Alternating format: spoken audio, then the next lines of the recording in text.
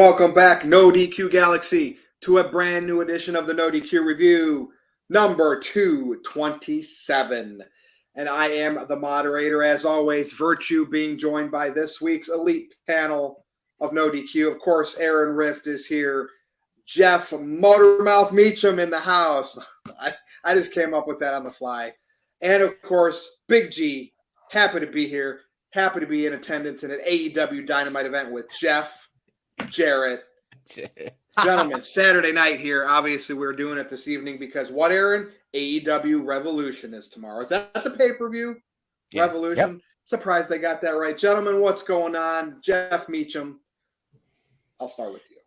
Still in the early stages of having my 40th birthday. Aaron came out early and celebrated. We celebrated a lot this week. And more celebrations to come tonight. Open mic night coming up way after we're done. But yeah, tonight, and then we're covering the pay-per-view tomorrow for AEW. So it's going to be a fun next couple of nights here. I'm happy to be here as well, BG. I'm looking forward to everything. Whatever the hell. Yeah, NoDQ Galaxy, don't go anywhere, because in the main event tonight, we are going to talk about Bray Wyatt and what is going on with Bray Wyatt and some fans' perception of him.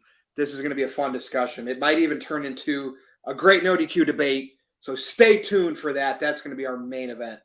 Big G, what is going on? Not much. Worked early this morning, and then me and the wife went to go watch Cocaine Bear in the theaters. Other than that, I'm doing pretty good. We got some good topics tonight, and I always say, let's get this ball rolling, baby. Big G, question for you. Did Cocaine Bear wrestle in the 1980s in WWF? I do. Probably. Did that go over, Jeff? I know you understood that. Did that go over Big G's head, right? Yeah, that went over. All right. Well, anyway, Jeff, you want to smarten him up what I meant there with that? Well, I mean, we can always ask Linda Hogan about the cocaine in the WWF in the 80s, but that's a whole other show, a whole other time. We'll go ahead and move on and go to Aaron now. All right. Aaron, what's up? Looking forward to tonight. I'm looking forward to the discussion, and it's always a pleasure to have the president of the Jeff Jarrett fan club with us on the NoDQ Review, Mr. Big G. Happy to be here. Ain't he great? Now, Caleb Jacobs sent in a $2.26 super chat. Thank you, Caleb. Says, I like your scarf, Aaron. I have liked Bray Wyatt. All right. Well, I have liked Bray Wyatt too, but the big question is, has he jumped the shark? We will talk about that later. So now I'm going to throw it over to Jeff. Just really quick. Why 226 and not 227 for the number of the episode of NoDQ Review tonight? Oh, yeah, that's right. Episode number 227. So a penny, Caleb. Who's going to leave the $2.27 super chat? Got to make it happen tonight. We got to see who does it. So now we'll throw it over to the American Badass Virtue to give us the first topic of the evening. All right, you know what? First topic of the evening. I don't want to scare anybody off and talk about AEW right away. So let's talk about Brock Lesnar. And I don't want we've already touched base with his match coming up at WrestleMania versus Omos. If Vince McMahon had anything to do with that. First of all, when we hear that these dirt sheets are telling us, well, Brock didn't want to work with Bray. Okay. Did Brock Lesnar tell anybody that? Seriously. Okay. We're going to talk about Bray Wyatt later. But the other rumor, Brock is nearing retirement. Did Brock tell anybody that? No. It's moles in the locker room that have agendas that are saying these things. Look, Brock Lesnar's on a part-time schedule where he makes big bucks to come out, whether he wrestles Roman Reigns with a tractor at ringside, whether he's going against Omos at WrestleMania in probably a 2 to 4 minute match. He's not going to give this up until he physically can't do it. So my take on it is you're all full of BS if you believe Brock Lesnar is going to retire. And if he's going to take a hiatus, he's going to UFC again, and I don't see that happening. It'll be Brock Lesnar leaves, everybody says he retires, but guess what happens? WWE needs a pop in the ratings or some big event to fill. Brock Lesnar comes back. Jeff Meacham, what do you think? Rumors, allegedly, hearsay. It's all we talk about because that's the big news. I've been trying to push on my team for weeks now, months now, about using that word allegedly or according to rumor, because all this stuff comes out as facts because journalists in Northern California, other people around the world. Oh well, I heard I heard this. Like, who'd you hear it from? Like, state your name, state your business, guys. Like, if you really don't know, just friggin' say so. Like, okay, Brock's gonna retire. Brock's been going to retire. Someday everybody will. What? Someday everybody will, right? Well, yeah. Oh, yeah. Well, yeah. So Brock, he may or may not retire. Okay, is that going to be after WrestleMania? Is that going to be after SummerSlam? Is that going to be 10 years when his body's so broken down from having to carry these guys on his back that he just breaks down completely? No, nobody really knows when Brock Lesnar's going to retire. But because it's news, there's that little bit of possibility or a little minute nugget of possibly factual information. Everybody jumps on it like flies on shit. It's so ridiculous that the internet media says, oh, well, it was said on this, so it has to be true. I have learned a lot, especially working with Aaron the last 20 years and more so since I came back a decade ago. Everything on the internet is somebody else's opinion that gets twisted enough where it becomes fact in somebody else's brain. So I think Lesnar and Omos is going to be whatever it was going to be. And I don't really think it's going to be all that good a fight or a match or whatever you want to call it. But I honestly believe that we're expecting too little of whoever's in charge of creative, I guess, is what I'm trying to get at. It was a Vince thing. How do we know that? Did somebody go to Kagan and go, hi, Vince, did you book this? Or hi, Hunter, did the old man book this? Okay, cool. Thanks for the information. Nobody freaking knows. It's so stupid that it's all, it has to be this. How about we just sit back and enjoy the goddamn match? Jeff, as a professional wrestler, you don't retire until you die. Bret Hart came back. And I'm not saying for permanent runs. Stone Cold came back. Goldberg came back. Ric Flair just recently had a match. CM Punk came back. Yep. Brian Danielson came back. Edge came back. Who didn't? I mean, of course, they passed away if they didn't. That's when you're retired in professional wrestling. Yeah. Roddy Piper always said it, to me and everybody else. Die in the ring. It's good for business. Yeah. Never retire. Seriously. Brock's a blockbuster draw, and it's going to be hard to ever turn down $1 million to come back and do whatever. So, like, when I hear you can tell me somebody else is going to retire. When I hear Brock Lesnar is going to retire, and people found out through the grapevine, BF&S, Big G. What do you think here? It's crazy. I don't believe anything. I don't believe everything that's been said, but unless that certain person says it via social media saying that he's retiring, I'm loving this Brock Lesnar, this Cowboy Brock. He's pretty much himself. I feel like he's a lot more comfortable on the mic now that Heyman's not with him anymore. Yep. And I'm just liking it. The match at SummerSlam was freaking amazing. With the whole tractor trailer thing, and it was fun. I mean, the one person that's officially retired, I mean, two of them is Shawn Michaels and Taker. But true. Hey, Shawn Michaels came back in Saudi Arabia. Yeah, he did. You're right. You're right. He did. And now with this whole Grayson Waller thing on NXT, is he gonna have one more match with Grayson Waller and try to, have people forget that debacle in Saudi Arabia a couple years ago? And Taker did. Taker came back and did some stuff after whatever bad match he had. Yeah, exactly. But it's rumors are rumors, and people are gonna believe them and make this whole ordeal out of everything. And Paige came back, Saraya came back. There's another one. Yep. Never, like you say, like we say not in the business, but never say never in the wrestling business. So now Tito brings up in the chat, Brock just wants a new contract. And listen, Brock's a businessman. I could, if he decided to put these rumors out there backstage and somebody jumped on it and had to put it out there and tell the dirt sheets, Brock's like, you know what? I'm going to say these things. It's going to get out. Right. Tony Khan's going to offer me a lot of money. I know WWE ain't going to want me to go over there, so I'm going to say, hey, you better match or beat this. That's Brock Lesnar, business. He's not retiring anytime soon. No. Aaron, and in the beauty of Brock, he can go away for several months, go on his farm, relax, and all he has to do is come back for Saudi Arabia, WrestleMania. Like, he might be in the stage of his career now, Aaron, where he's squashing people again, beating Omos. Like, you know what I mean? He doesn't even have big feuds anymore. Just has to be the spectacle, right? That's what Vince McMahon is.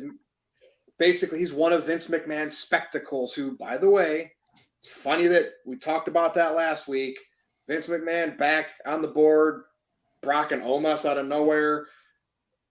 I don't know, Aaron. Maybe 5-minute squash matches or less for Brock is the way. He's going to get paid 7 figures to do these type of matches. That's great business. What do you think here? Well, I think it will depend on how much money WWE is willing to pay him once his contract is up. And at this point, we do not know when his deal is up. There's speculation that it could be up soon. And like you said, maybe this is all being leaked out for a reason so he can get the best deal possible. Real quick here, Walter Cruz sent in a $5 super chat, says, welcome to No DQ Review 227. Please like, share this video on all social media platforms. Say yes to No DQ, hashtag stick to my shtick, and hashtag feel merchy. And yes, NoDQ.com/merch for all of your No DQ merchandise needs, like that No DQ review shirt. Thank you for plugging that, Jeff. Thank you. And Walter sent in a $2.27 super chat because he is awesome. We love Walter, and we should have him back next week or pretty soon. So shout out to Walter for being in the chat room and taking care of any potential trolls that come in, because you know what's going to happen, Virtue. That one guy that always likes to use your name with some kind of insult always shows up every week. My biggest fan. They're not messing with us tonight, boss.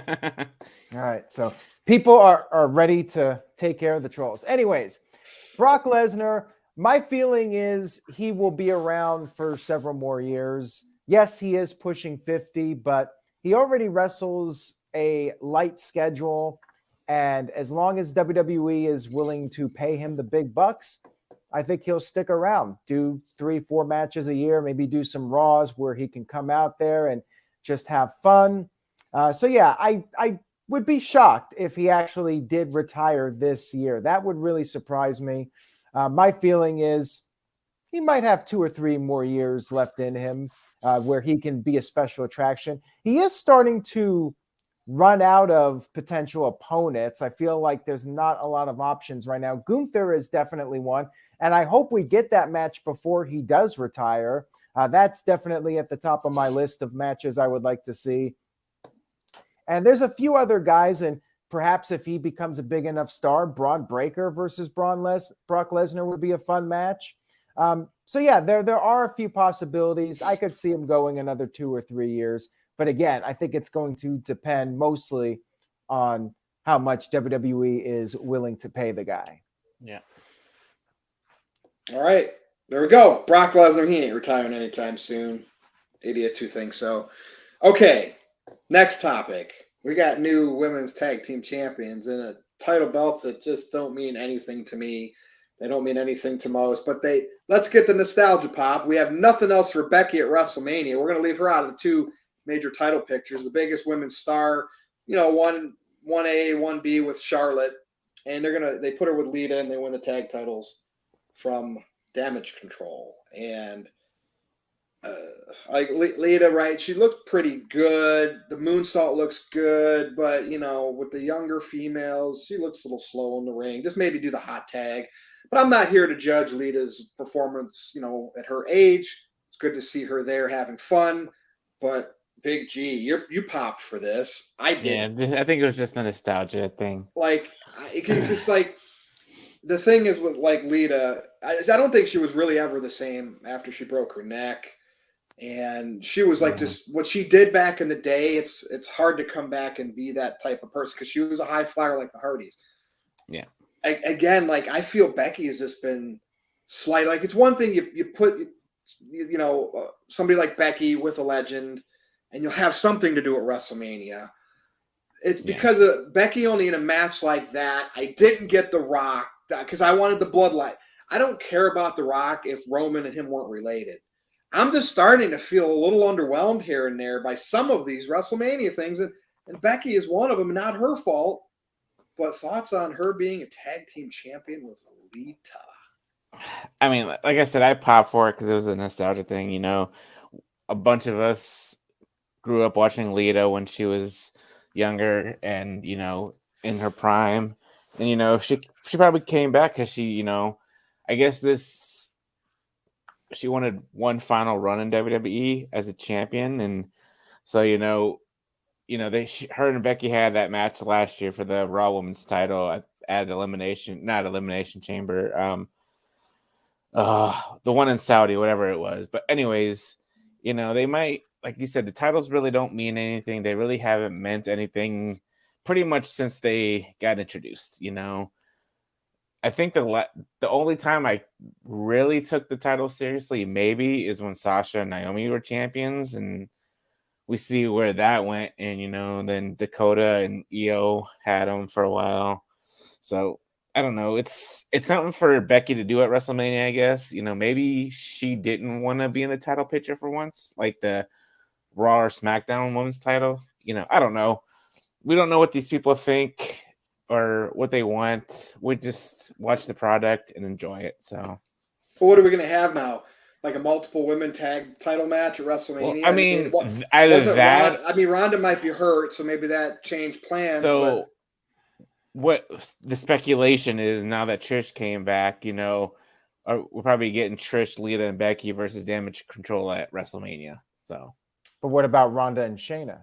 Yeah. Well, if Ronda's hurt, you know, I don't know. Yeah, I don't but know how you think she'd miss WrestleMania if she could be in a tag match and only come in during certain parts of the match? She could suck it up. Unless I mean, if it isn't Trish, then, you know, they do a triple threat with Shayna and Ronda and Damage Control and Lita and Becky, and have Trish on the outside with Lita and Becky. So we'll see what happens. Something to do, I guess. Yeah. I don't know. And Seth versus Logan Paul, there you go with that. I mean, Jeff, I don't know.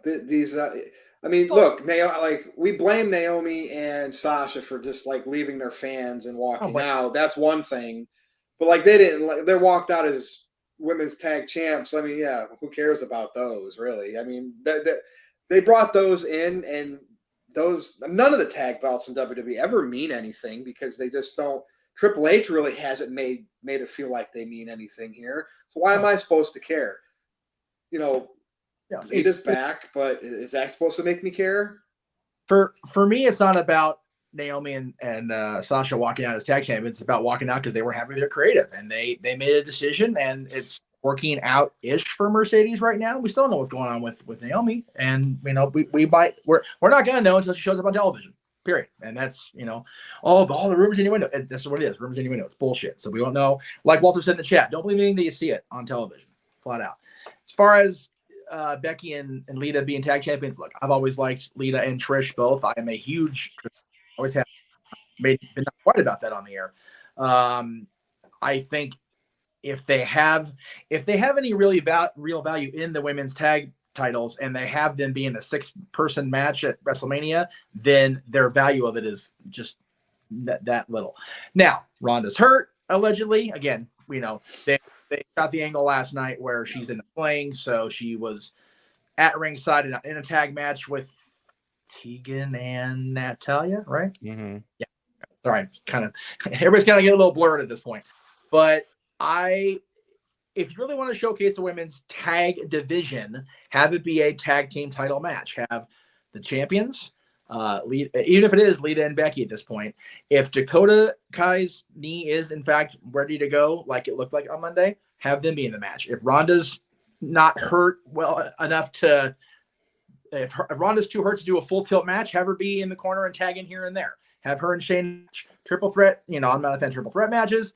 But if you put the women's tag titles on a nostalgia kick and then don't have them defended at WrestleMania, you've completely burnt out a in some people's eyes, a major nostalgia moment just for the sake of popping a Raw rating, which at this point, TV ratings are what they are.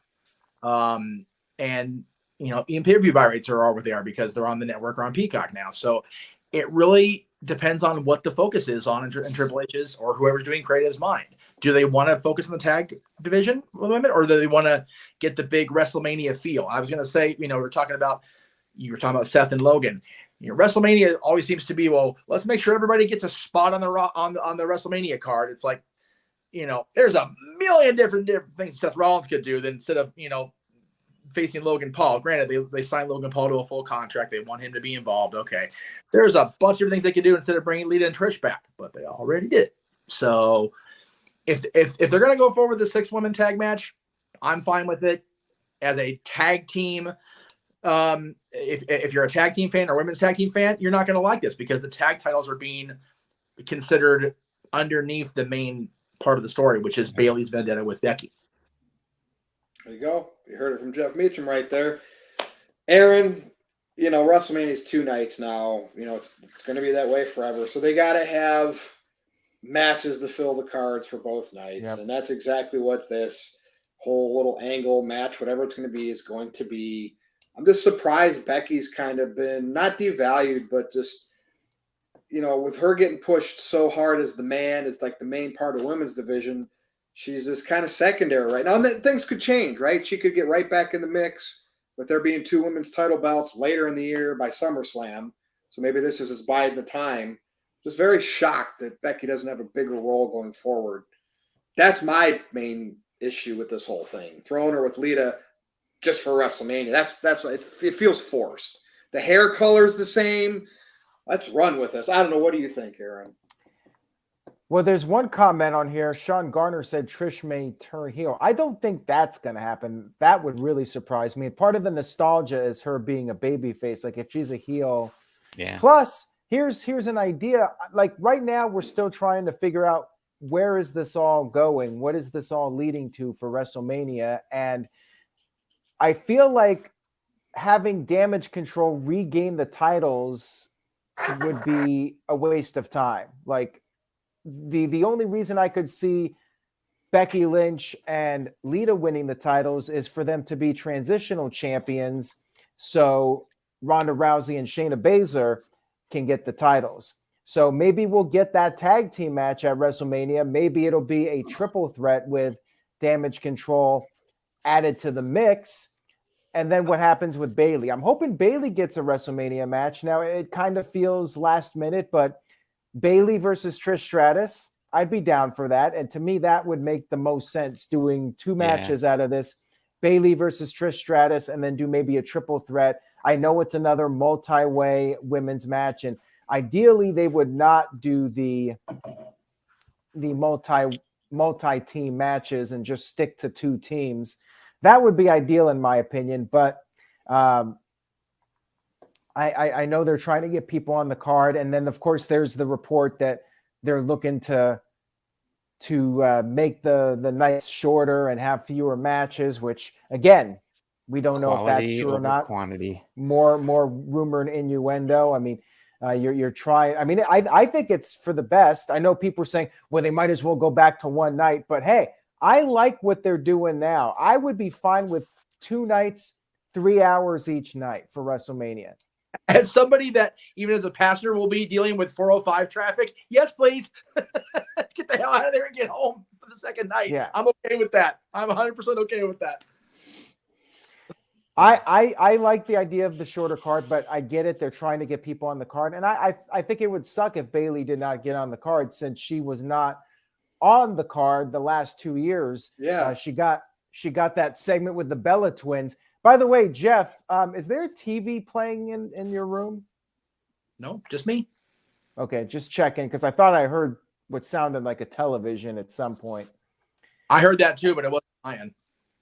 Oh. Big G, shut your TV off. No, there's no TV in here. Oh, okay. Oh, well, nothing on my end, so Nothing I'm on here. my end. Something going on here because I don't know. It might be one of the 2 people in the background. I'm gonna say, I mean, Aaron, you got the horror background. You could have something going on you don't even know about until it's too late. Exactly. Walter Cruz sent in a $5 super chat. Thank you for that, Walter. Walter showing the love tonight. Much appreciated. He's the big baller tonight. Says, the problem with the women's tag division, aside from the booking, is that there aren't real teams. It's always two random people thrown together with no build. Bingo. Yep. Right on the head, Walter. Yeah.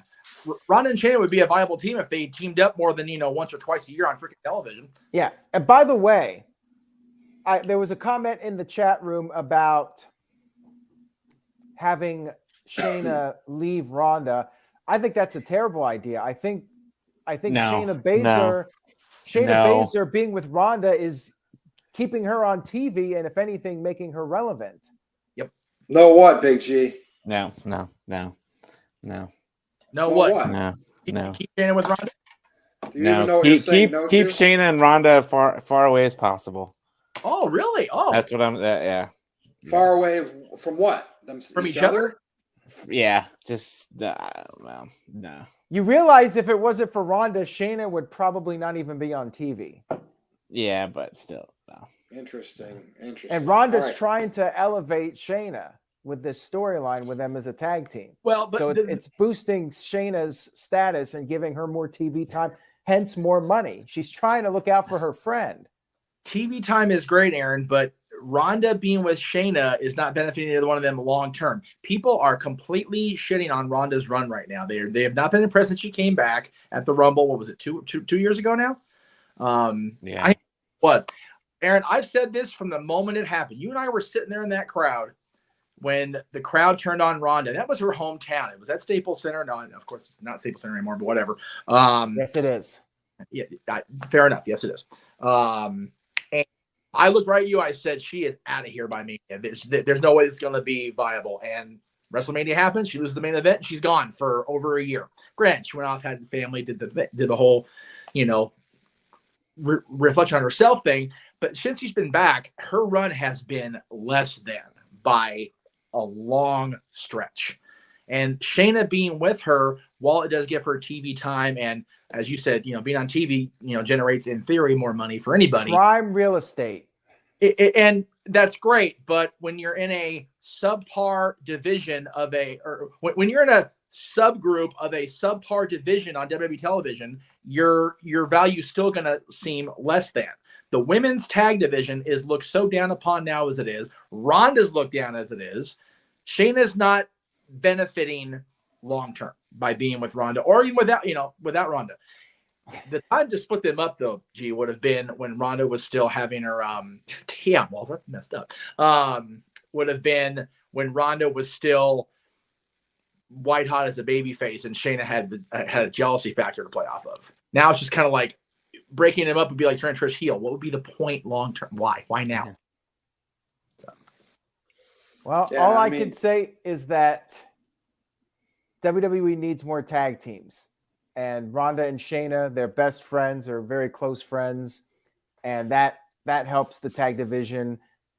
It helps Shayna because it gives her TV time. And it helps all of us because it keeps Ronda out of the singles title picture. Yeah. It gives her something else to do. I'll give So you that. to me, there's There you go. several positives to that.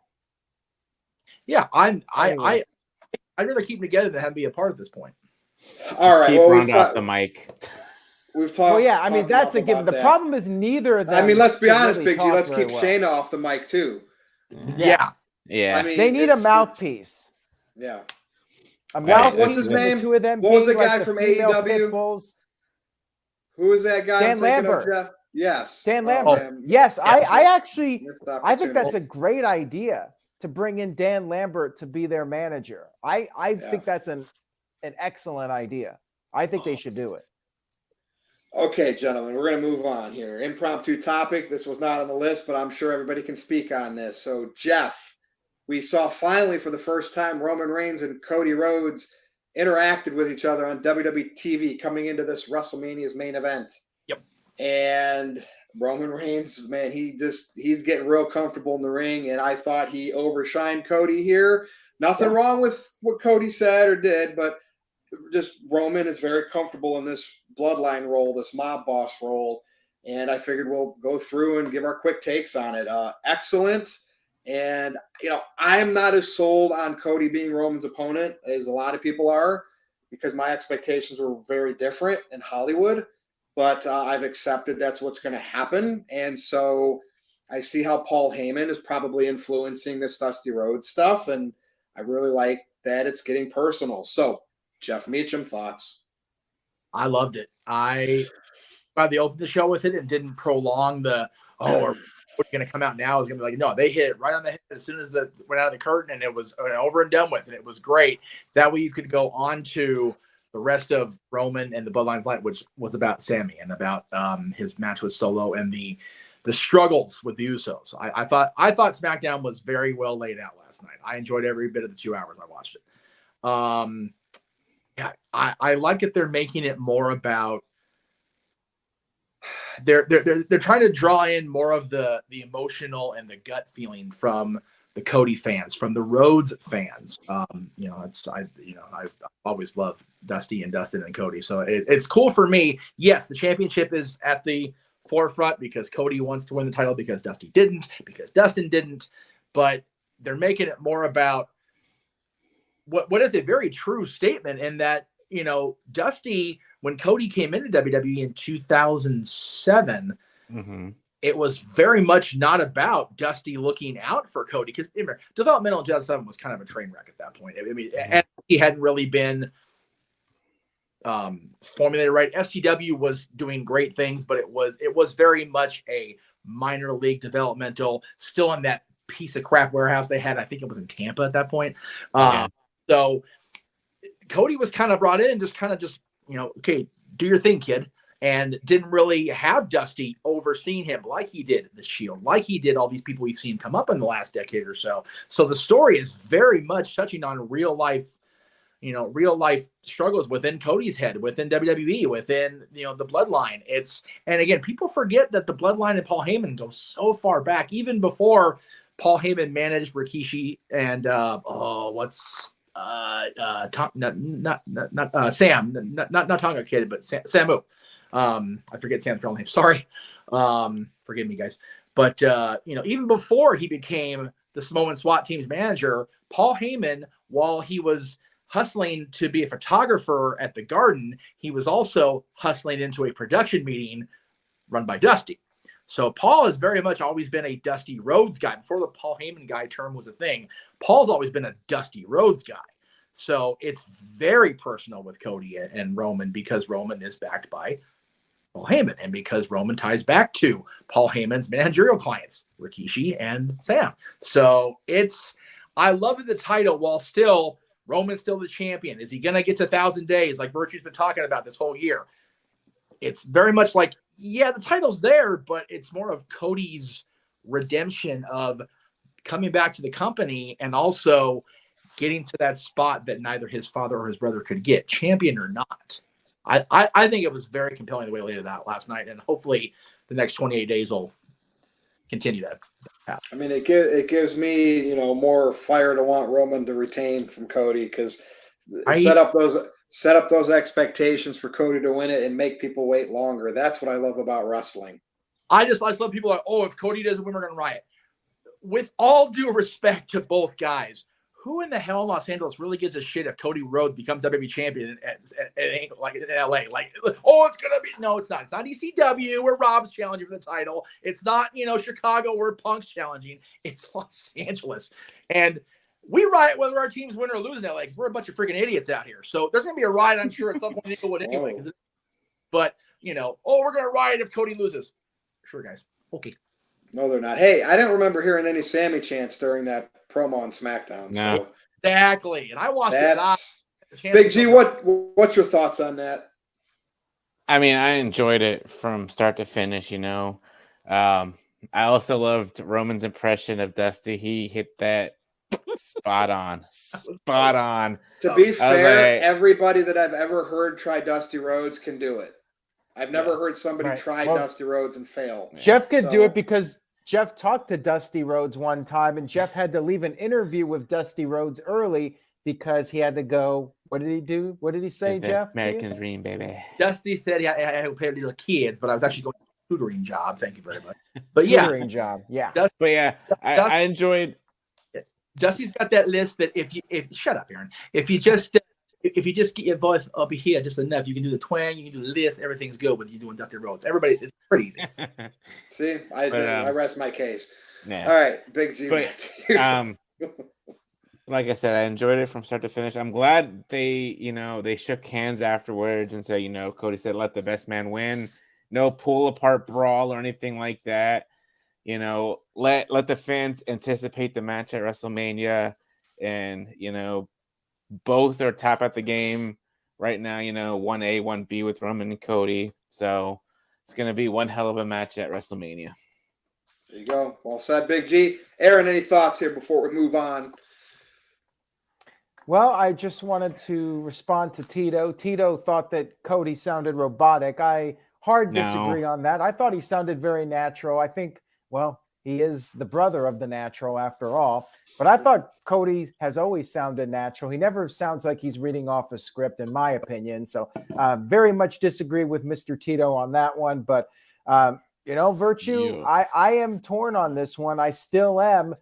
We have to see what happens over the next 4 or 5 weeks. And I think it's a good thing. If everybody thought, Cody's definitely winning the title, that kind of takes away from it. And I have doubts that Roman's going to retain. This is kind of good that there are people that aren't quite so sure of the person they want to win is going to be booked to win.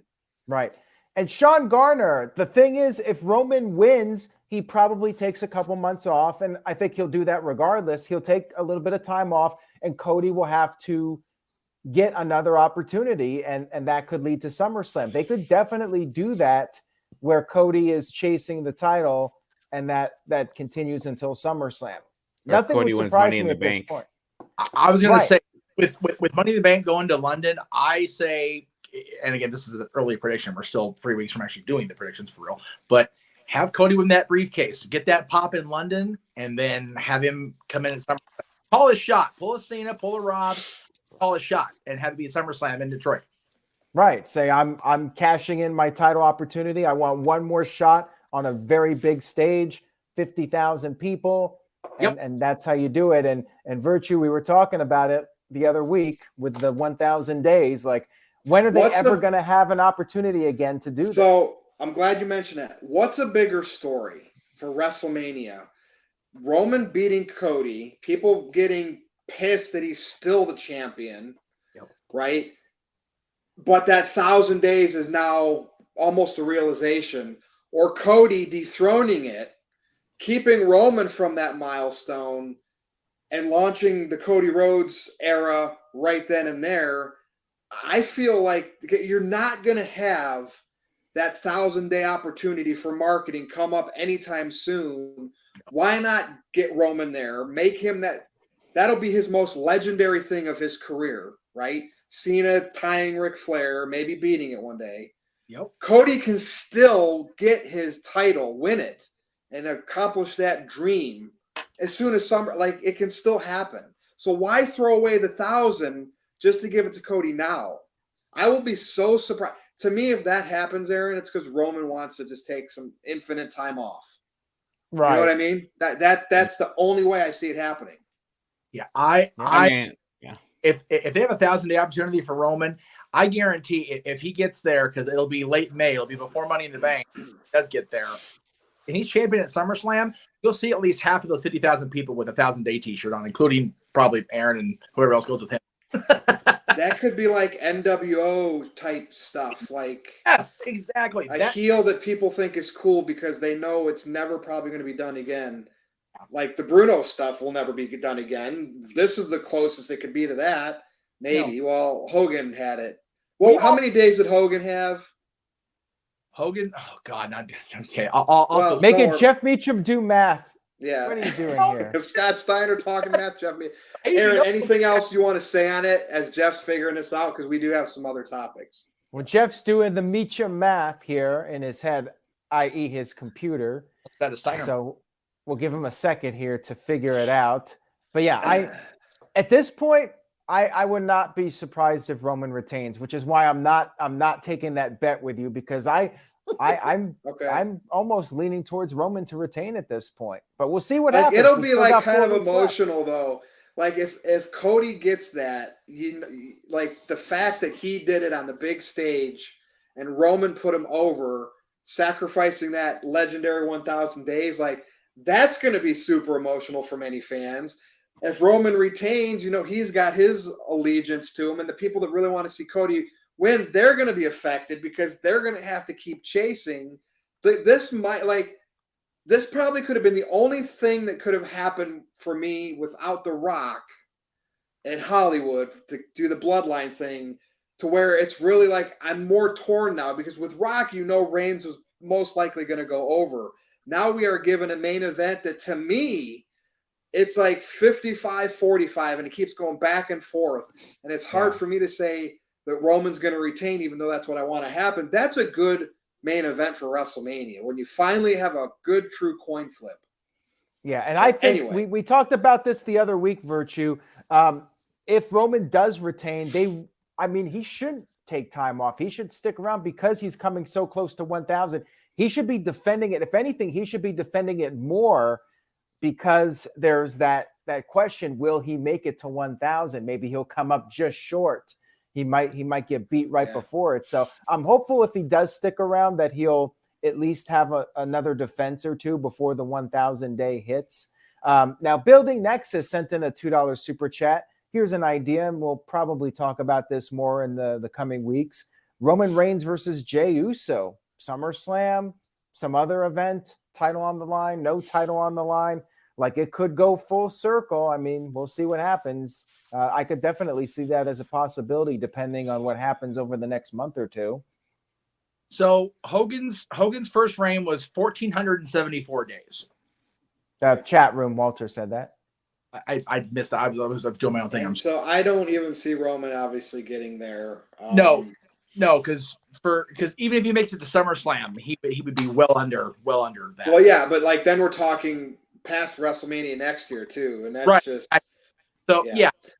The 1,000 days would be so good. I get there and then have Cody win the briefcase and call a shot.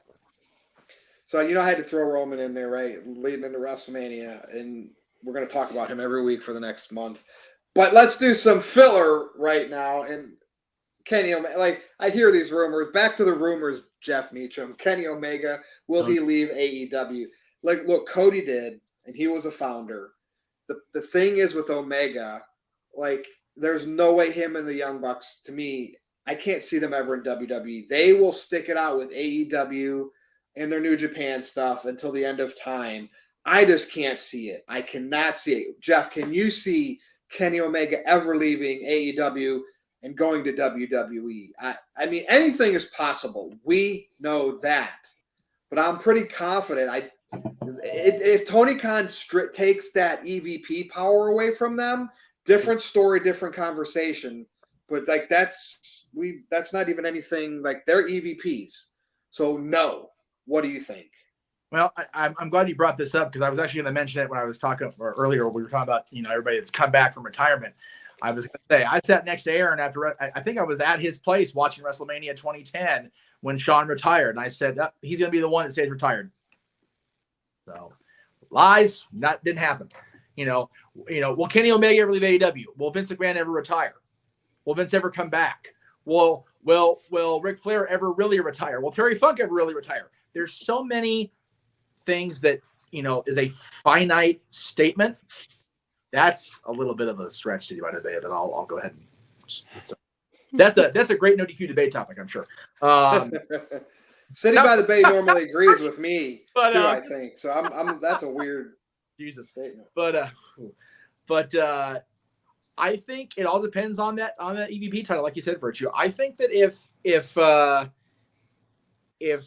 they follow through with EVP titles being taken away from all the elite, then it's open season, who leaves and who goes. I just don't know if, and again, I've said this for a couple times now, if they remain in the mindset they've been in since they founded AEW, then I don't think Kenny or the Bucks will want to, quote, fit in with WWE. I think Cody, helping set up that company was all about Cody, showing that Cody could do it. I think Kenny and Matt and Nick's thing has always been about, well, we don't need to, kowtow to WWE. We don't need to, lower ourselves and say sign with Impact or, go only to Japan to make money or whatever. It's like, we can do this ourselves.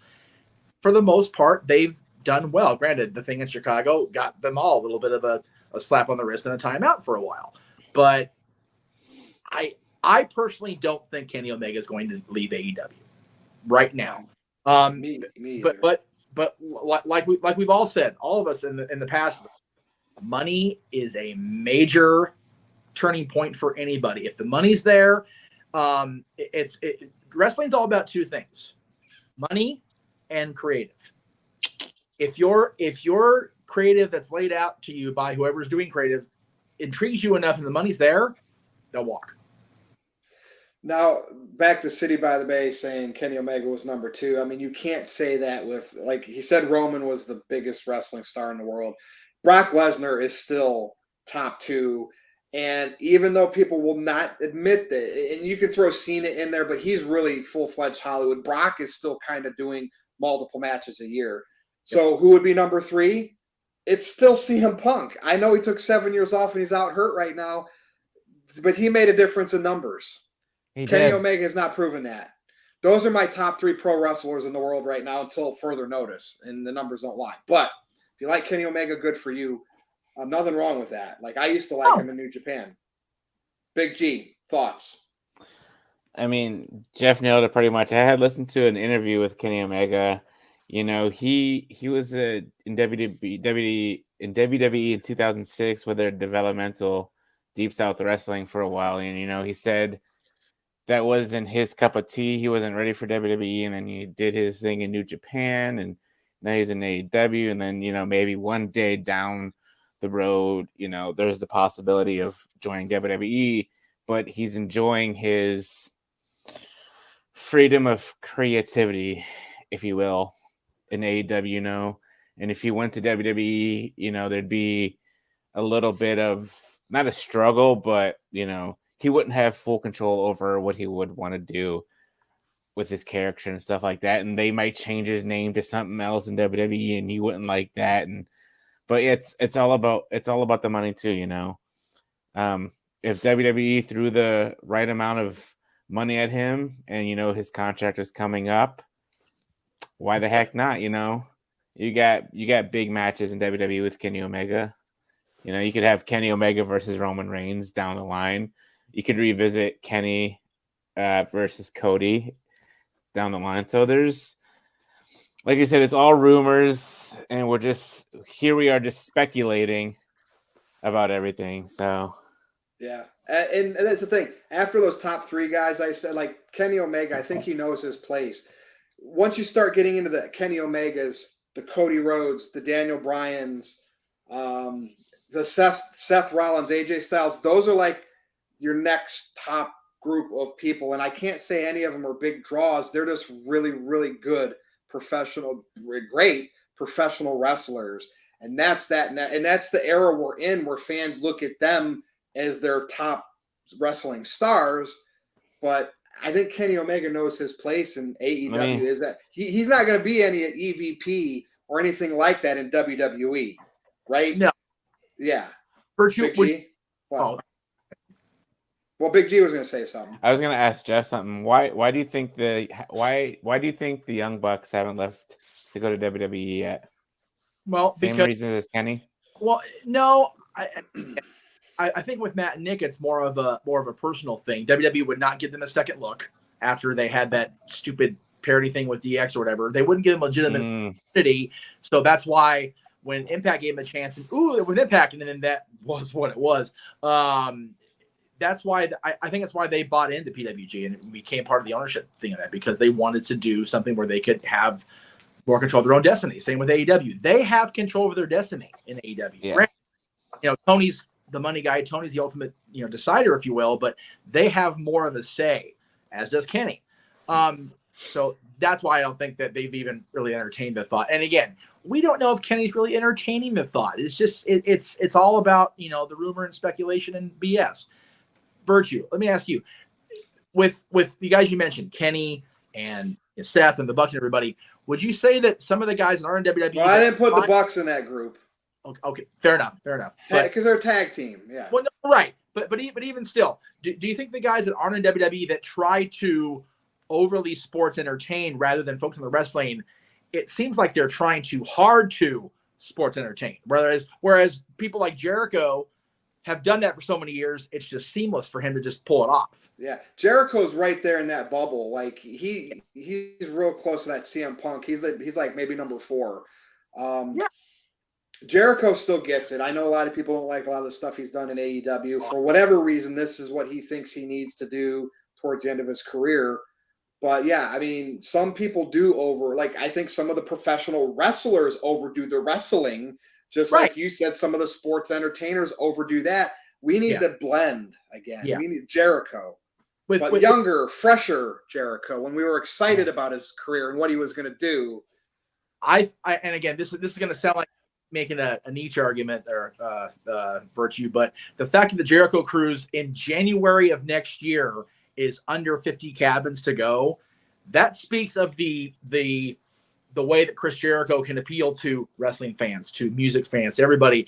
Like, granted, you're gonna have the usual people that are on that cruise as guests or appearances or whatever, but just the buzz around something that has Chris Jericho's name on it is already almost booked out. And cruises aren't cheap.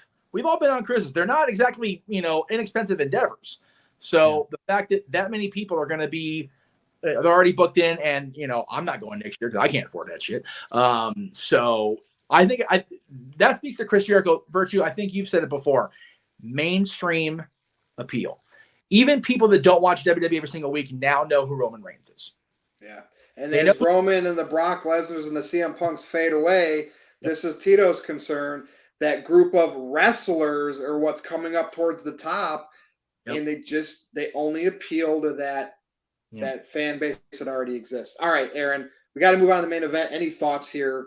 Kenny Omega to WWE eventually. Well, that's on you for adding that bonus topic, and I'm a little surprised you put this one for the review this week. This could have been a main event topic on a different week and could have done us some views, but we're doing it now. So we'll probably talk about it more as Omega's contract gets closer to the expiration date. Now, Building Nexus sent in a $2 super chat and says, do you think Kenny Omega and the Young Bucks are a package deal? They might be. I think so, Jeff. Why not? Because yes, they founded AEW together with Cody. Yes, they are, they were intertwined throughout the entire existence of the company and really when they were PWG together. But I think if the money is right, WWE's not going to really give a shit about Matt and Nick coming over. Okay, let me rephrase.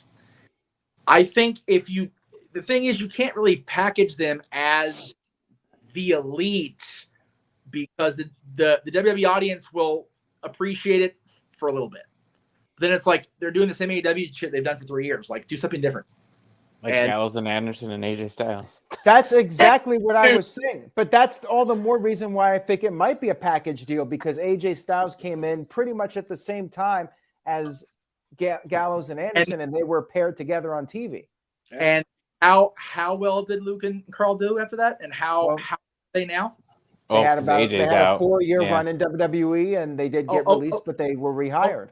Okay, well, 4-year run, but you talk about Shayna and Ronda earlier with visibility and TV time and real estate. I can't name a oh my god moment that Carl and Luke have had since AJ came over. But well, I mean, Jeff, I'm not arguing the elite can't. WWE is going to want to put their terminology on that group if that ever happens, so they can make. So what would it be? The outstanding? What the superior? What would that group's name be? Because it won't be the elite. The superiors. The very, very good or great. Yeah, it's not. They could be a package deal. I just don't think that. And this is going to be a hot take, and I'm sorry to the fans of these guys. I just don't think that Kenny and Nick are as big as everybody thinks they are. No. Well, let me talk to you here, Jeff. Yeah. There we go. Let's get some LA Knight going. Yeah, that guy should be in a higher position. Yeah, he should. That's another topic Yeah, for Bray, another well, week. Bray Okay. buried him, and we'll talk about that soon. So here's what I think. If I had to make a prediction, you put a gun to my head, does Kenny Omega go to WWE in the next year? I'm going to lean towards yes. And I'll tell you why. Because he's almost 40 years old. Yep. He's having injuries. Yes. And if he goes to WWE, he can work a lighter style. And AEW, the expectations are really high to go out there and do all the big spots and have those types of matches. In WWE, he can tone it down a little bit. And at 40 years old, he might not get many more opportunities. You would think that if Tony Khan wants Omega to sign a new deal, he's going to want him committed for several years, which means Omega might be like 44, 45 before he'd be able to go to WWE. I feel like this is the time, if he's going to make the jump the next year or whenever his deal is up, the word is that it's the end of the year. This would be the time for him to make the jump. 40 years old, he could have 4 or 5 years on top. And as far as the Bucks go, could be a situation where he can pull some strings and get them in. If they're willing to spend the money, they will hire the Young Bucks for Kenny Omega. They might not push the Bucks that much, but they could have 3-4 years being a solid mid-card act. Jeff? Fair argument. I don't disagree with most of it, but you mentioned the whole spot expectations thing. What are the Elite once that bell rings without those spots? Well, they'll have to alter their style a little bit. They'll have to adapt. AJ Styles, credit where credit is due. When he went to WWE, he stepped it up on the mic and he cut some good promos. He was never really that much of a promo guy. But when he went to WWE, he stepped his game up and got better. And he was going up against John Cena on the mic and Roman Reigns, and he was more than holding his own. So Omega, I think, can pull it off. I don't know about the Bucks as far as the promos go. I am not debating at all that Kenny and Matt and Nick can hold their own against the WWE guys on the microphone. But for them to have to adapt to a lesser than, I hate this phrase so much, I'm sorry, but lesser than spot monkey stuff, I don't think they can do it, the three of them. And like you said, they're getting older, especially Kenny, although Matt and Nick are, I think, getting close to 42 at this point, so they're not so young Bucks anymore. But I honestly don't think that these guys are going to be able to sustain an audience bell to bell if they have to adapt to a lesser than, oh my God moment style. I just don't. Well, I mean, that's what AJ Styles did. AJ Styles was the phenomenal one. He did all these crazy things. That's AJ Styles, Aaron. AJ Styles is a class above those guys. I'm sorry, but he is. Above Omega? Yes, above Omega. Wow. Omega, I mean, I love myself some AJ Styles, but I mean, Omega is, to me, up there with AJ as far as abilities go. Was the guy in TNA step above Omega in his prime. I said it, and I freaking mean it. Wow. I think that's a take. He's staying in AEW because, not just because he's an EVP, that gives him, more opportunities to do a couple more New Japan matches. Going to WWE, that goes away. Now, I know, Aaron, he could go to WWE on a 2-year deal, do his stuff, and then go back and end his career doing the Dave Meltzer, hey, let me be the first this age wrestler to get an 8-star match. I don't know. We'll see. I don't feel it. Well, ready for the main event? Another thing to consider is the video game. If the video game does well, that might be a reason for him to stay. But if it bombs, then who's going to be blamed for it? Omega was heavily involved in it. So if it performs poorly politically, that might not be good for his future in AEW. We'll see. Yep. All right, main event. We're going to be talking about Bray Wyatt. Bray Wyatt and a lot of people getting sick of the games that he plays with the TV. So I got a couple things here. Yes, Aaron. Just so we don't jump back and forth between topics. City by the Bay sent in $2. It says, Kenny Omega should have been champion right away, just like CM Punk. I mean, that's arguable. And also, he's already been the AEW World Champion. So, yeah, he could do behind-the-scenes stuff. He could continue to be in the trios division. But if he goes to WWE, like, if his career parallels AJ Styles, I could see him getting a WWE title run. He's never going to be the guy in WWE, but he could be an upper mid-card guy for several years working with the top stars in the company, just like AJ Styles. I could definitely see Omega having him run like AJ Styles. And Mr. Tito sent in $2 and said, given the prior New Japan hype, has Kenny Omega been an AEW bust? Well, Jeff might agree with that, Mr. Tito. No, honestly, that's why I don't think he's done in AEW. He's got to prove stuff. Yeah. Remember his AEW championship run, unfortunately for Kenny, always remembered by the freaking exploding fart in church match with Mox. That came off so bad, and it just Kenny's championship run was so protected by Callis and by the Elite and everything that he really had a chance to shine on his own. If they give him another chance now that the Elite appear to be behaving themselves more, and he actually gets a solid run as champion, then my opinion might change in 6 months, a year, whatever it would be. Anyways, we can get back to the main topic here. Okay, so I have so much to say right here. I don't know if I can remember it all, so I might be jumping back and forth. But so people say Bray Wyatt can't wrestle; he's out of shape.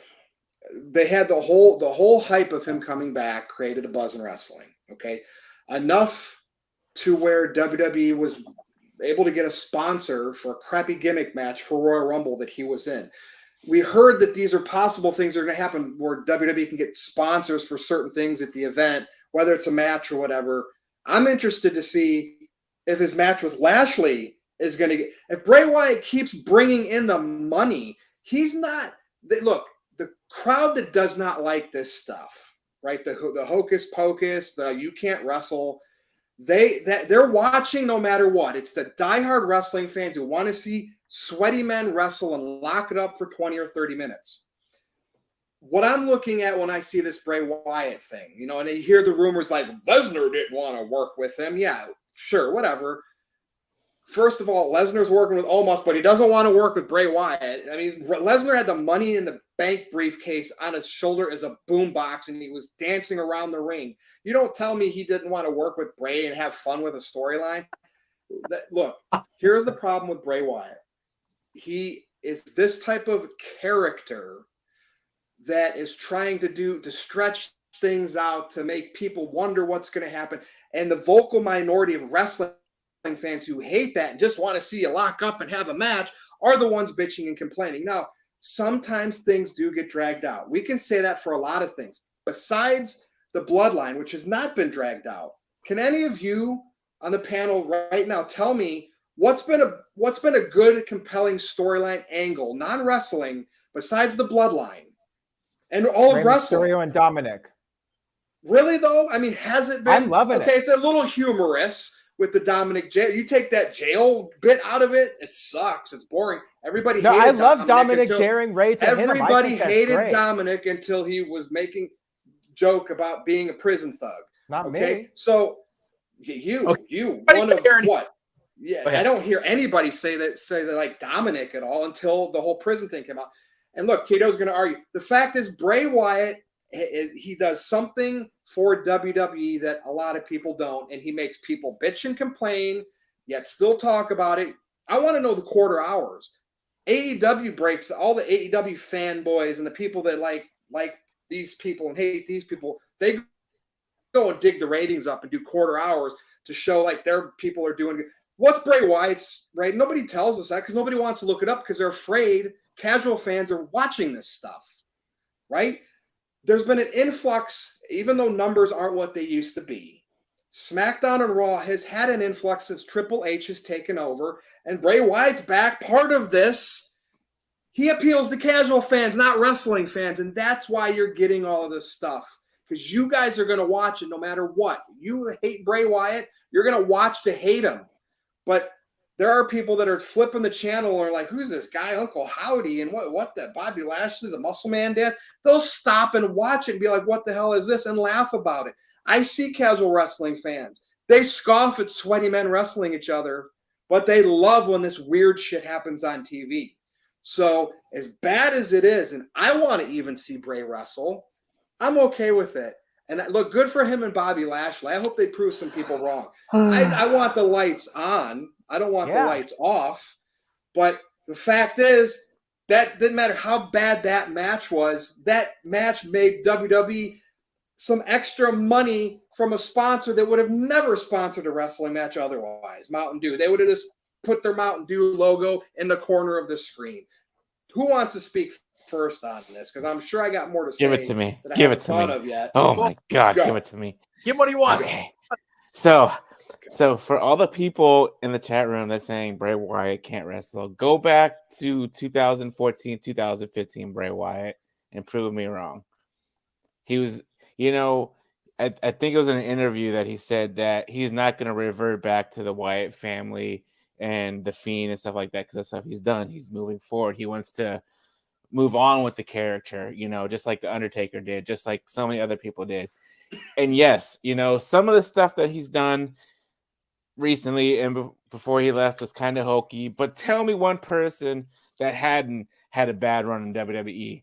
I'll wait a minute and anyways.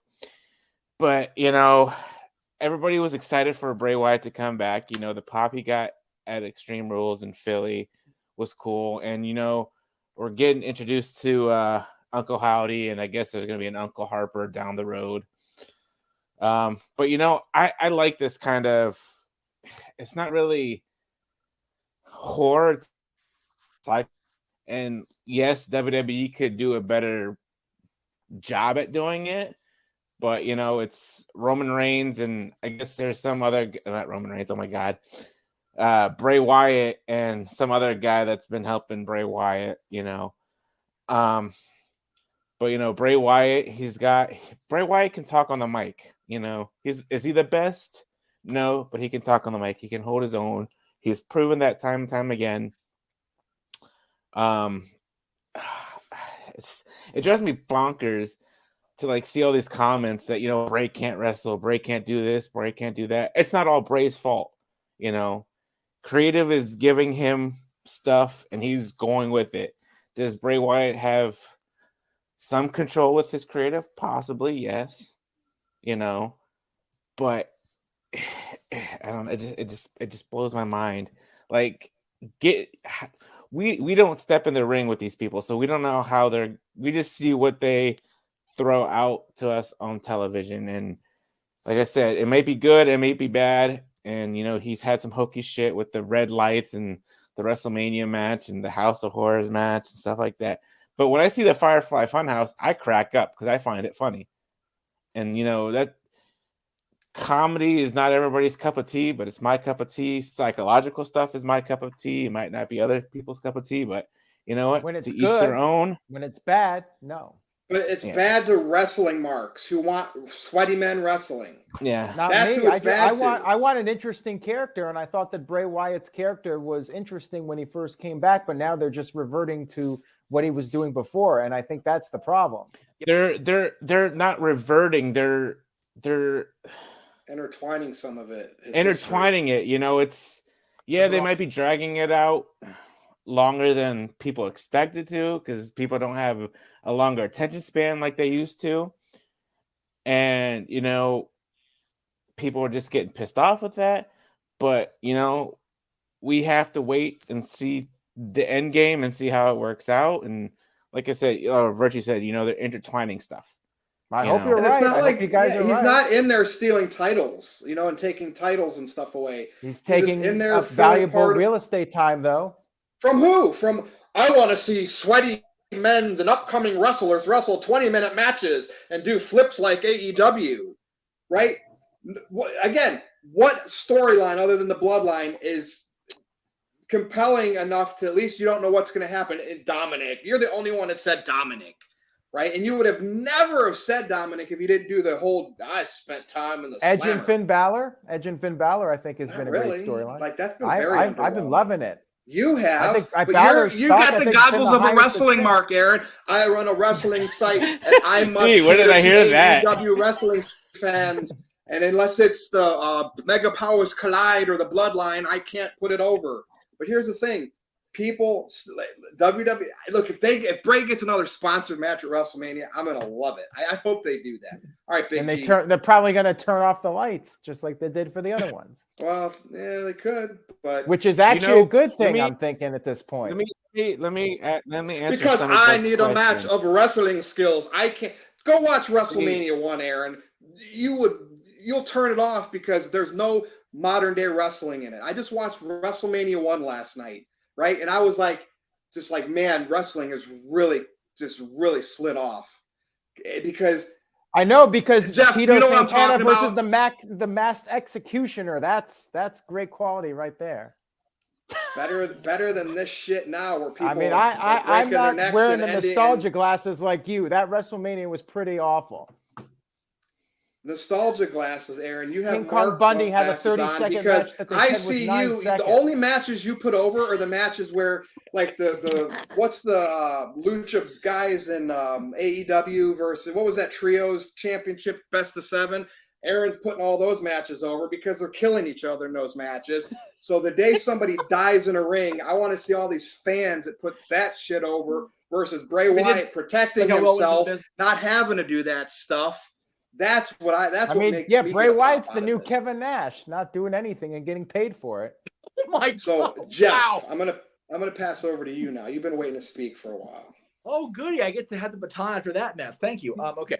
So as far as Bray has always sucked, Bray's never. I get a solo shot. Thanks, Aaron. Jesus. I got one. Go back and watch his first major feud, which was with John Cena when he was still doing the I forget what version of Bray they were calling that in the fandom, but you know when he was wearing the straw hat and the Hawaiian shirt. That should have been a jumping off point for that character. And John beat him. And I still, to this day, don't feel that he has recovered from that not winning at WrestleMania. Because the goal is you go to WrestleMania to get your moment, to win at WrestleMania. And he didn't do that. And the feud went nowhere. And they revisited it in Pandemic Mania. And the Firefly Funhouse match, yes, it was fun to watch. I enjoyed every bit of it. But it's not a long-term sustaining character. And Cena didn't have to do that. Cena never had to work with Bray, but he did twice. No. Well, at the point that John would work with Bray, he didn't have to work with anybody. Didn't want to. That was John Cena. But but then again, the same year he gets squashed by Brock Lesnar in SummerSlam, and then Brock's off to the races again. So I just don't think. I think that there's, like you said, Virtue. There's the fans with you that are just they see something in Bray Wyatt that would be compelling and great to watch and fun to watch long term, but there's wrestling, at least even now more so than the WrestleMania 1 sweaty guys in the ring not doing sports entertainment stuff era. You have to have the balance, and Bray doesn't have the balance because he can do the hocus pocus. He can do all the cool stuff. He can have all the psychological stuff. And Aaron, everything you're pointing to is making a great point in the comment room. So that's I don't disagree with it. But wrestling, you still have to be able to go in the ring and sustain even a short match. You're not going to be able to have, Kofi Kingston, one of the best athletes they've had in WWE in the last 15, 20 years. But people were more compelled by the fact that Brock Lesnar beat him in 9 seconds in front of Aaron and everybody else on Fox. Really? Yeah. Kofi Kingston's championship reign will be remembered for the beginning of it and the end of it. What did Kofi do in between? Sure. What was the oh my God, wow, great moment for Kofi Kingston as WWE champion during the reign? Yeah. Well, and back to somebody's like, who's looked good after Bray Wyatt feud? Up until LA Knight, Bray Wyatt's always feuded with people that are bigger than him, legends of the business, or like people that have already been in the main event scene. So who has he had to really put over? And like, that's nobody. That's nobody. Lashley's kind of already been established as a champion and everything. So like the whole LA Knight thing, it's one person. One person that didn't have that platform of equal or higher than Bray that Bray's worked with in terms of superstar status. The people that are making that argument, Virtue, are already in the mindset of Bray is already less than. He's been less than. He's never going to be anything more than. Less. He's not. His the stigma's already set on him. He has to fight from beneath now, which is a bitch. They won't be happy until he has 20-minute matches and it's got 10 false finishes. Whether he wins or lose, that's what they want to put. Not me, man. I just want to see the character evolve a little bit. Well, It Aaron, has. and It has. You're getting deluded by what you're reading by the vocal minority. I'm actually going by what I watch on television. Thank you very much. well, now for Virtue. Well, you're a mark for sweaty men doing flips and dives on each other, and you're not getting that out of Bray. I get it. Like I would just like maybe a 5-minute decent match with the lights on would be nice. And I have never argued that we should have those. We should have those matches. But the fact is, WWE's doing it their way for whatever reason, because that's how they see Bray's marketable for them. Right? They didn't have to bring him back, but they did. They didn't have to give him that marketing campaign with the White Rabbit the way they did, but they did. The Mountain Dew Pitch Black didn't have to be his match, but it was. We can't question WWE's business when they make money, no matter by any means necessary, and they're using Bray as a tool to make money, not to cater to the diehard fans. How is he making? Do I want to? What's that? How is he making? Other than the Mountain Dew sponsorship on that Pitch Black match. So why did Vince fire him? If Bray Wyatt was making WWE so much money, why did Vince fire him? Because he sells merch. First of all, yeah. So why would you fire a guy who's selling merch? Because Vince McMahon didn't like him because he stuck up for his creative and challenged Vince McMahon, right? And Vince McMahon doesn't like that. That's exactly why Vince let him go. Bray comes back all of a sudden in this Triple H era where ratings are up, the bloodline's hot.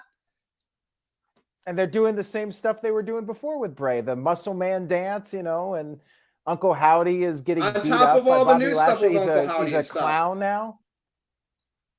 They show some stuff of what he used to do, and now to you, they're only doing stuff he used to do.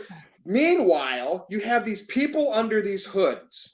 One could be Bo Dallas, or they could be, and give it time. Dude, if Bo Dallas was revealed that he's back in WWE as part of this gimmick, marks that wanted to see him back and get another shot are going to be like, yes, Bray. And Bray Wyatt being back made that happen.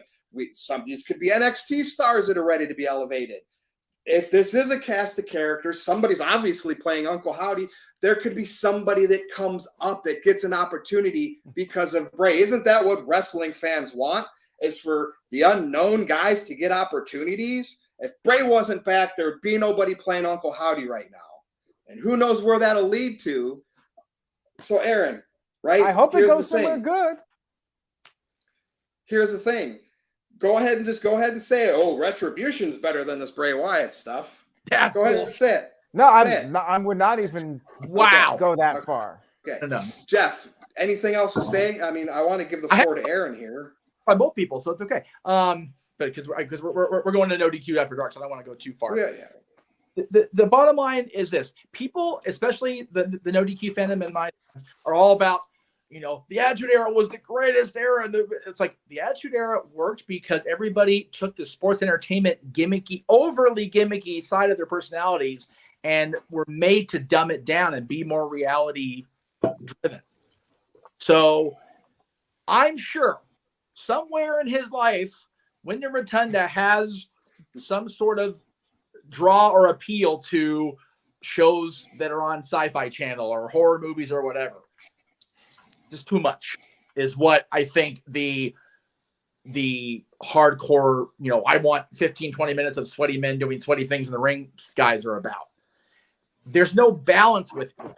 There's no, he's the greatest wrestler since AJ Styles or Kenny Omega. There's not, he's way too dark like Papa Shango. There's no meeting in the middle there. And I think that is the core problem. And somebody said earlier, what is Bray Wyatt's character? What in the hell is he actually supposed to be doing? And why do we have to know this? Why can't we just be like, wow? Because fans want to know every little. See, here's the thing. I think this is what I mentioned to Aaron. Fans, I have everything figured out because of dirt sheets, because of watching wrestling over and over again. Their gut feeling. With Bray, we don't have anything. Nobody has anything figured out, and they can't stand that. It pisses them off, and therefore it's automatically bad because we don't know anything about what's going to happen with Bray Wyatt. That's the feeling I get. Do I want to see him wrestle more in the lights like he did in 2014-15? Yes. Do I want to see him cut a promo and be like, after the fact, and say, I told you, like, I can do all this. You haters. I want to see Wyndham cut a promo. You know what I mean? Right. Will we ever get that? Who knows? I do feel, Jeff, Bray is using this second chance in WWE, this platform, to get that spookiness out even more, because he's got something set up in Hollywood. He's going to be in some movie. I think Baker, I can't remember, some guy that was working with all the masks and stuff.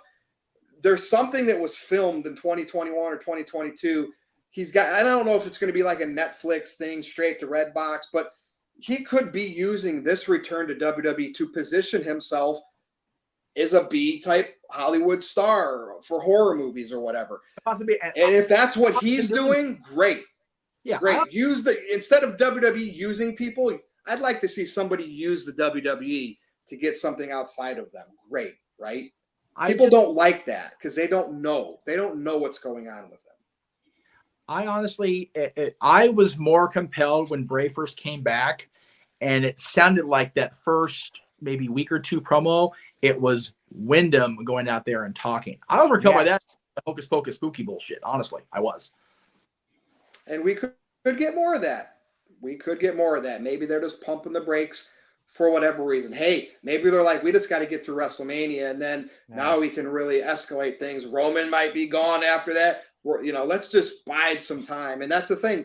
That could be WWE's their own worst enemy sometimes, is when they do kind of milk stuff because their plan is for later and fans get impatient. Well, but anyway. That's the problem I talked about earlier, Virtue. Everybody needs a spot at WrestleMania. That's when you have too many damn people on payroll, and let's get 65 guys or 65 at WrestleMania. It's like no, it's just not everybody earns WrestleMania. Sorry, folks, it doesn't work that way. But to WWE they have to. Thank you, Jeff. Thank you, Big G, Aaron. All right, well, we got some super chats here. First of all, Big Baller G threw in $5 just to say no DQ debate impromptu. Yes, I knew it would be. That was something. So thank you for that, Big G. And yes, it was a little bit of a debate, and that's what people like. So we deliver.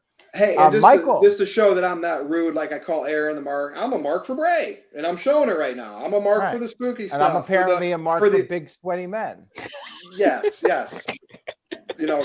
Flipping and diving on each other, but and scissoring each other. I go back and watch the old WrestleManias, and it's like wow, if they presented at WrestleMania 1, 2023, people would be like, "Oh, this is done." And Jeff, my point for WrestleMania 1 is it was very basic wrestling. Oh yeah, it wasn't. Yeah, it wasn't. You know what I mean? And fans today would just hate watching that. They'd be so bored.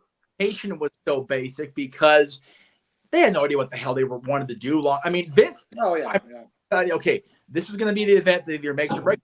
We all heard the stories. Vince, mortgaged his house for Mania. They all think, if that event, goes south, then we're not sitting here doing this shit in 2023. But at the same time, Vince, the rest of the card, okay, but he put Cyndi Lauper, who was the biggest star of music, I think at that point, her and Madonna were neck and neck. I could be wrong. I was a year old. Forgive me, or 2 years old. Forgive me, but. You put Cyndi Lauper, who's one of the most major stars in the world, in the semi-main, and then the main event you've got Mr. T in the ring. You've got Billy Martin, Yankees legend at ringside. You got Liberace ringside. You got Ali at ringside. That's what drew WrestleMania. Yeah. Now it's not the last couple of years it's been Roman. Okay, who's going to face Roman for the championship? But everything on the card means something, even a little bit. That first WrestleMania, after the semi-main to the main, it was just like, okay, let's just do this shit. Yeah. All right. So anyways, Michael sent in a $2 super chat, says, like Roman Reigns said, Bray Wyatt is just a freak in a mask. Now, is that a good thing or a bad thing? I don't know, DDP. You tell me. No. Again, having let's see, wait till WrestleMania is over. I think they need to do something with Bray Wyatt to get him out of the let's just not wrestle with lights on stuff, and let's give him, and again, the balance. Yeah. But I I can't agree. wait. Whenever it happens, I can't wait for when Cody does become champion, that he's out there cutting his promo, everybody's hooting and hollering, and then they do the spooky Bray stuff with him, and I will just be like, ha, ha, ha, ha, ha. Can't wait. Yeah, well, Psycho Jet Black sent in a $5 super chat. Thank you for that. Says, Bray Wyatt seems to forget that he needs great promos, character, and matches to win the crowd over. If The Undertaker can do it, why can't Wyatt? You know, if I the agree. crowd was not into Bray Wyatt, they wouldn't be cheering for him. They'd just be sitting there not doing anything. No, he's got a cool entrance and everything, and I love his music. I was thinking that he was going to be moving in a little bit more of a realistic direction. He could still do some of the theatrics and the videos and all that, but I thought like they were going to tone it down a little bit and evolve the character from what they were doing before and not go back to that stuff. I still think that Undertaker only had that balance. It's like Fans don't. After years and years Wrestling of fans. I think Virtue's on a delay or I'm on a delay, one or the other. Sorry. Go ahead. Wrestling fans don't like the unknown, and that's where Bray Wyatt is right now. So, Aaron, tons of super chats. The Game is on 100 sent in $5. Thank you for that. Much appreciated. Says, this Bray Wyatt thing is going to make Lashley a fool. This match is going to hurt Lashley just like it hurt Rollins and every other person that came out bad. So Lashley Virtue? by Bray Wyatt, but not by a feud with Lana. Meanwhile, Rollins has the crowd, the marks in the palm of his hand, hooting and hollering. Again, you just hate the Bray Wyatt stuff. Thank you. Because Thank he's you, not Richard. wrestling. Thank you. He's not wrestling long matches, and you don't know where this is going. So it's all bad to you because your wrestling fans are relying on dirt sheets and websites to tell you what's going to happen, and your instincts have no clue what's going to happen with Bray. You were really obsessed with dirt sheets. Like you cannot stop thinking about them. Oh, we lost Jeff. Jeff had enough of this. He's done. You guys chased Jeff away with your shenanigans. Sorry, Jeff's back now. It was a little good internet. I think it was I was hearing being talked to, and then I kept losing the signal. So sorry, guys. So that super chat that says that Bray's Bobby's gonna be hurt by this. So clearly, you know what? Let's go ahead and bring Rusev back and put him in a program with Lana and Rusev again. See how well that does for Lashley. Well, you guys are optimistic, and I hope you're right. I hope they tear it up at WrestleMania. Whatever they do, it's a great storyline, and it elevates both guys. I am hoping that it's good, but to be totally frank with you guys, I am not getting my hopes up here. I'm concerned it's going to be a disaster. Aaron, would you rather have Lesnar versus Bray and Lashley versus Omos again? I would have wanted to have seen Omos not on the card, period. But you know what? I'd rather see Lesnar and Omos versus Lashley and Bray at this point. Okay. Right. Because it's two big guys getting sweaty and throwing each other around. Because I don't like spooky stuff, and I know we're not going to get sweaty men body slamming each other, and I have been conditioned to like 20-minute, 20 near fall wrestling matches. Brock Lesnar ain't doing a 20-minute match with near falls. Brock Lesnar is going to F5 Omos, and it's going to be like a 3-minute match. Yeah, I mean, 2 minutes. The only reason why anyone would say they'd rather, because the possibility Brock coming out and squashing Omos is a spectacle. So that would be pretty cool too. All right. All right. So Michael sent in a $2 super chat, says, didn't like that Finn Balor jobbed to the Fiend. I don't think anybody liked the Fiend being jobbed out by Lesnar either, by Goldberg either, but there you go. Yeah, that was terrible. Like the Fiend was awesome in the beginning, and that was WWE's fault, not Bray's fault for booking that match with Goldberg. That was beyond stupid. Well, look at Finn Balor now, so. Yeah, I mean, and the thing is, Seth Rollins, Finn Balor, people can recover from bad booking. It's definitely possible. Except Goldberg. Yeah, well, Goldberg's Goldberg. Walter Cruz just sent in a comment here about the expectations for this, and yeah, maybe they'll go out there and they'll exceed all expectations. And Michael did send one more $2 super chat. Says, I would like Bray more if they pushed his lineage. What do you guys think about that? That's what I was thinking. I'm all for that. He was talking like himself. I don't want to go too far because he's been such a out there character. By the way, he's Mike's son. He's Bo's brother. He's Barry's nephew. It's like, So wait, he's tied to a horseman and several Hall of Famers, and he's doing the hocus pocus shit. Wait, what? A horseman, a B player, and a tech salesman. I will give Mike Rotunda a little more credit than just tax salesman. I know. Yeah, it's honestly the way Lynch is set up with the character sounds like a bad bar joke. So these guys walk into a bar, and Right. But to sum things up, Virtue, my final thoughts on this: has Bray Wyatt jumped the shark? My fear is he possibly has, but like you said, maybe after WrestleMania they'll get back on track, and they just had to come up with this match because Brock Lesnar turned down Bray Wyatt or whatever the original pitched match was. Maybe after WrestleMania we'll see things with Bray Wyatt get back to what it was at the beginning of his return, but I'm afraid that things are just going to continue to be not so entertaining with Bray Wyatt. And yes, two diehard wrestling more marks.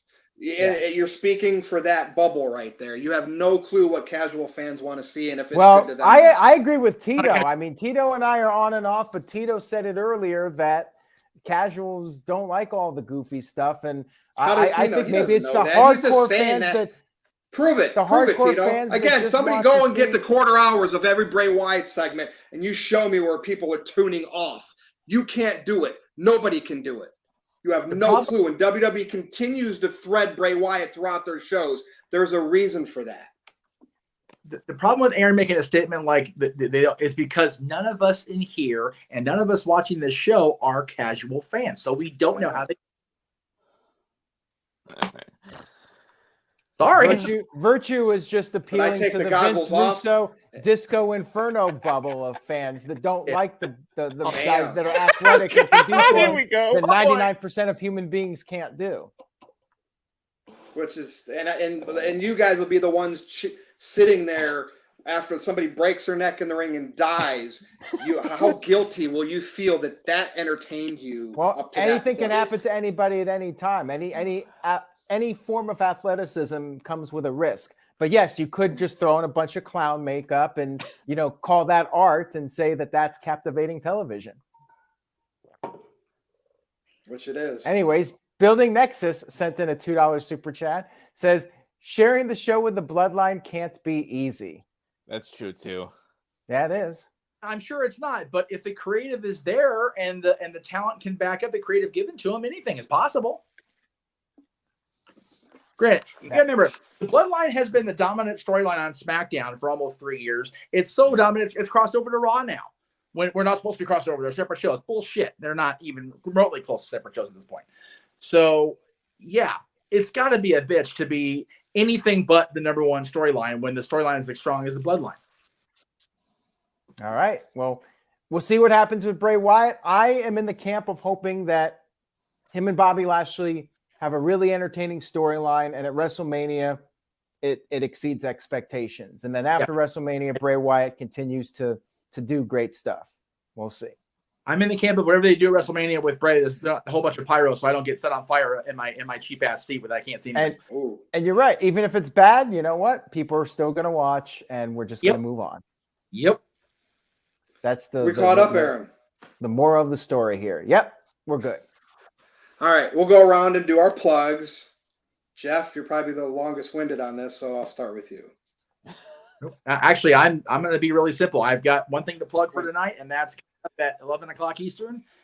This is being thrown by JJ. I have no idea what to expect. Big G's apparently going to be on too, so I'm afraid for my life and my alcoholism at this point. So yeah, tune in tonight at 11 o'clock Eastern if you want to see Jeff get more birthday shenanigans and probably very likely more hammer than I am now. Anyway, moving on. All right, good to have you on as always. Shout out to Colin the Cleaver Andrew too. I saw him in a chat earlier, I think. But Big G, go ahead. Yes. All right. So 2 weeks from this Saturday, Icons of Wrestling, we are bringing in one member of the Undisputed Era, Bobby Fish, and a local talent, Adina Steele. And then in May 21st, we are bringing in the Hall of Famer Hacksaw Jim Duggan from Baltimore Slapfest 7. And then you can follow me at Big Baller G 1988 on TikTok. NoDQ.com/BigBallerG on Twitter and NoDQ_BigBallerG 1988 on Instagram. Now, Big G. A wrestling promotion, Big G? No, so Oh. I help out. So my two friends, they started the whole Parker Kane Promotions thing. You know, they've oh my god, He's yeah, right next to you. Who's that guy right Yes. next to you? Yeah, that's my best friend Daniel. He is one half owner of Parker Kane Promotions. I go out and I help set up the tables and I help take pictures, take the money and stuff like that. So it's a fun time. Take the money and run. I wish. Nice. Okay. Thanks for the background. All right, Aaron, over to you. All right, so thank you all for tuning in. If you liked the video, make sure you like it on YouTube and, of course, subscribe and tell a friend. Spread the word about the channel. I'll be doing Revolution results on NoDQ.com and doing the live recap very late because we all know there's an Iron Man match on that show and there's going to be plenty of guys getting sweaty, kicking out of moves, lots of near falls, what the wrestling bubble, the diehard marks want to see. I'll Pretty be much covering all that's that. left. Yeah. Yep, that's all that's left. It just gets smaller and smaller, but they get louder and louder. That's why the nature of the beast. You see those Dynamite crowds lately? Yeah. Excuse me. Well, look at the one I was at. That was No pitch The black form of that- matches. Not very, Sideways Virtue. fortunately. We'll wrap it up now. NoDQ.com/merch. You can go get shirts over there. All the Virtue shirts are up there. That's right. The I'm sorry shirt. Get that. That's the only way you'll get an apology from me. Follow me on Twitter if you dare at NoDQ_Virtue. And at WrestleMania, it will be Roman over Cody. For Aaron Rift, for Jeff Meacham, for Big G, Colin the Cleaver, Andrew, Robbie Weiss, and the whole NoDQ review crew. We will see you again next time. Run.